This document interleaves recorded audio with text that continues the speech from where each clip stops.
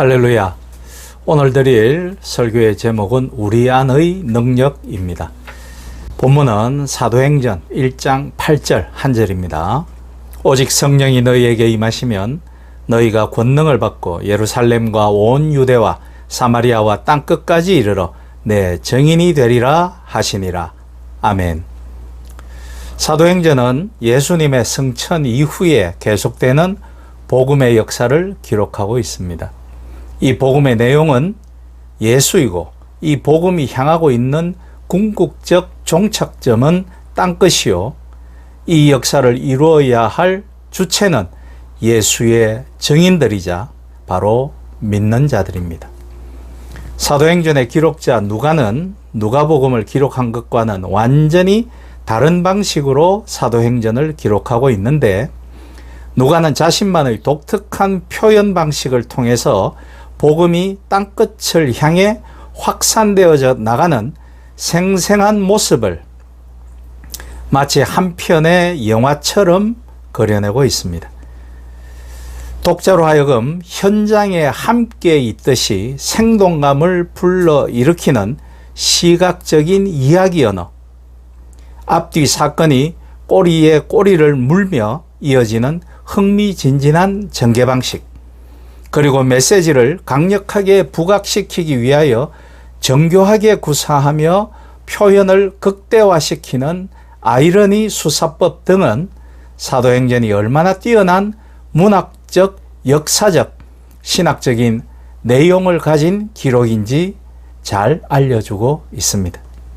본문은 우리가 사도행전을 읽을 때 시종일관 유지하여야 할 해석의 지침을 제공합니다.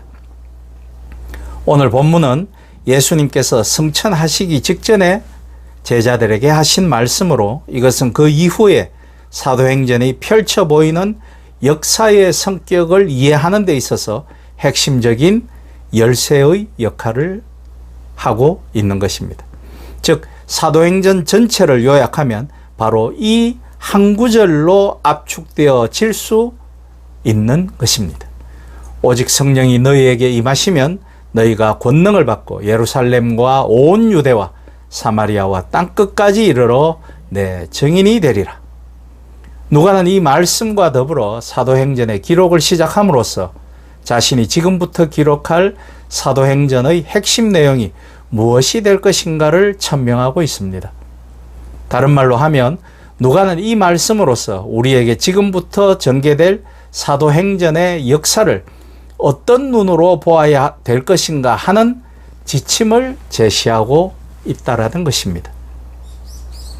따라서 사도행전을 읽는 우리는 복음이 어떻게 예루살렘으로부터 시작하여 땅끝을 향하여 확산되어져 가는지에 대한 생생한 선교의 전파 과정을 추적해가는 관점에서 읽고 교훈받고 깨닫기를 요구받고 있는 것입니다.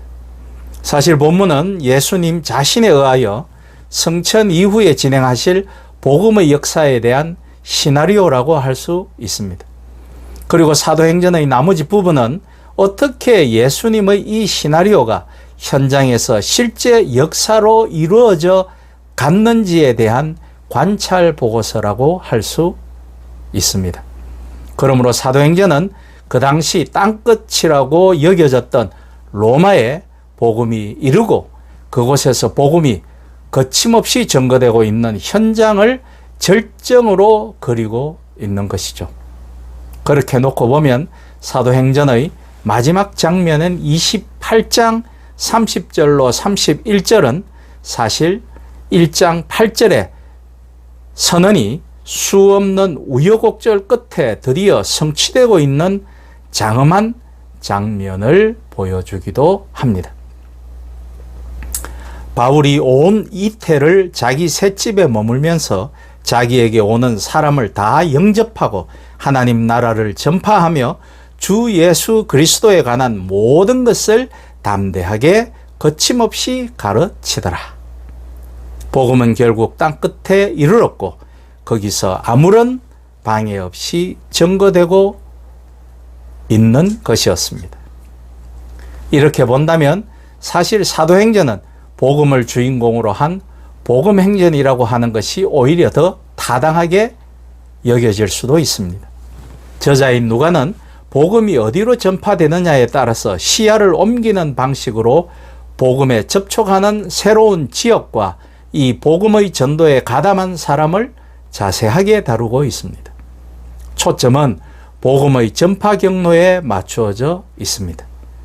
그러므로 누가는 특이한 사건이나 현장을 소개하고는 번번이 믿는 자의 수가 많아졌다 라든지 누구도 하나님의 말씀을 받았다 혹은 하나님의 말씀은 날로 흥왕하여져 더하더라 는 식의 직접적인 진술로 나아가거나 아니면 그 사건이 결국 복음 확산의 역사와 어떻게 관련을 맺었는가 하는 것을 간접적인 방식 혹은 암시적인 방법으로 기록하기도 하였습니다.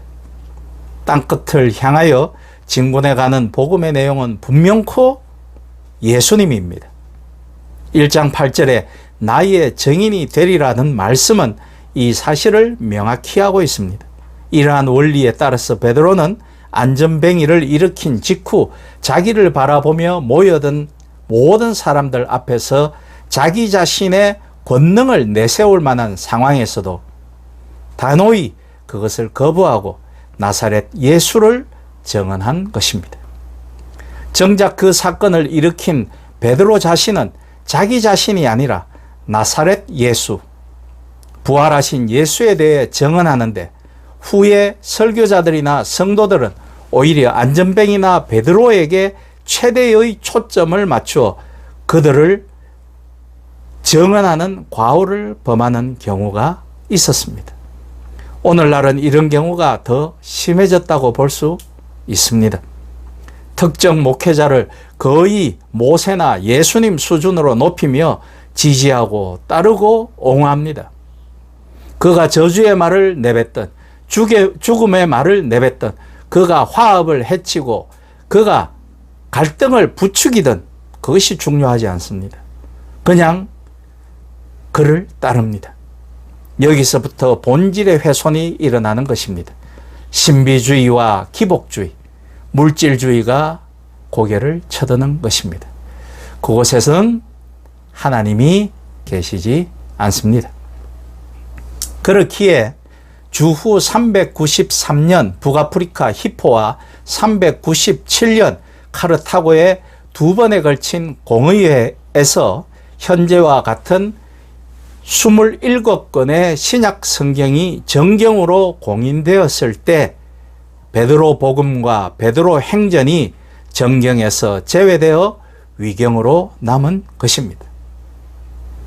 여기에서 고침받은 안전뱅이처럼 우리도 믿음을 갖자라거나 베드로처럼 우리도 약한 사람을 불쌍히 여기고 열심을 내자라는 식의 설교나 이해는 거의 완벽하게 본문의 본질을 오해하는 것이라고 할 수 있습니다.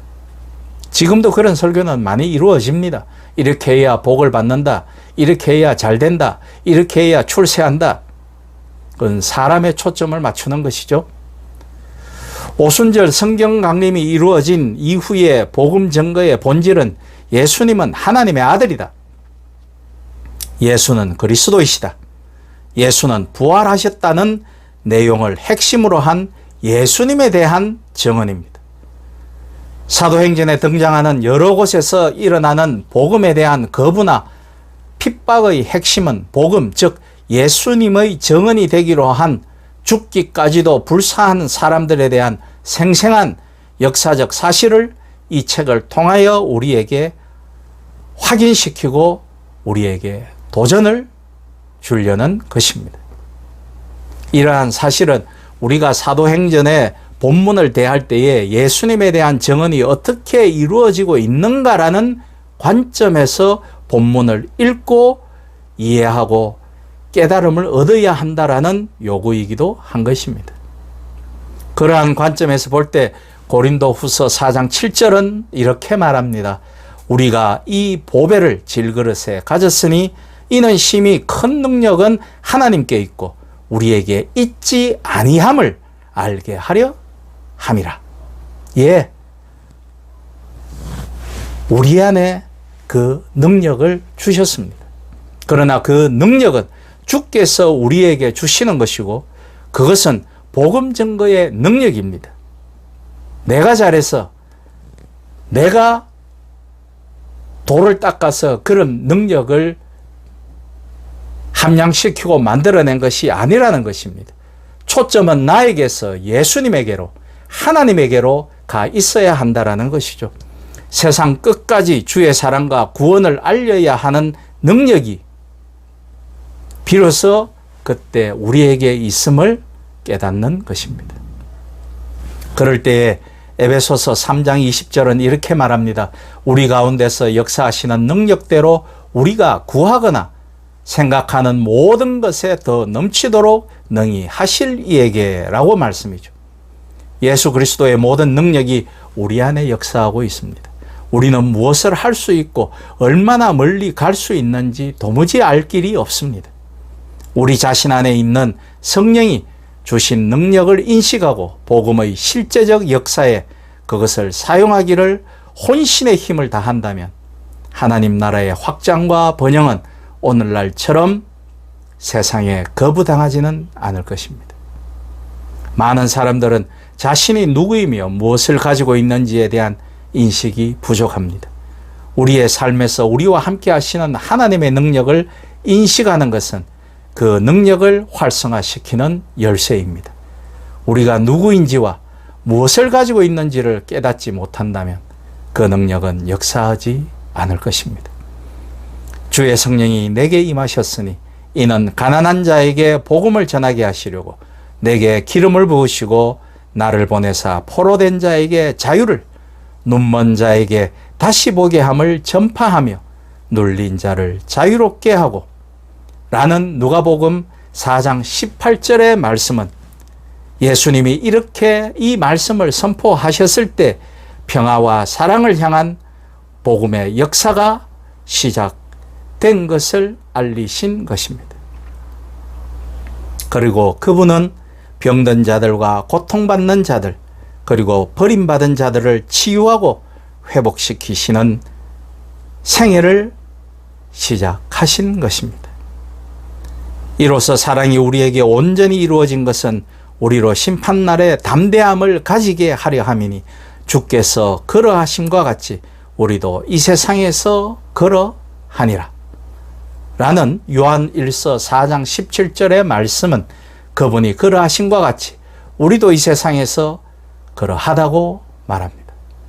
성령의 능력이 우리에게 이미 주어졌습니다. 우리는 그분과 하나이기 때문이죠. 우리는 그분의 몸과 살과 뼈의 지체입니다. 우리는 그분의 왕국을 대표하는 자들입니다.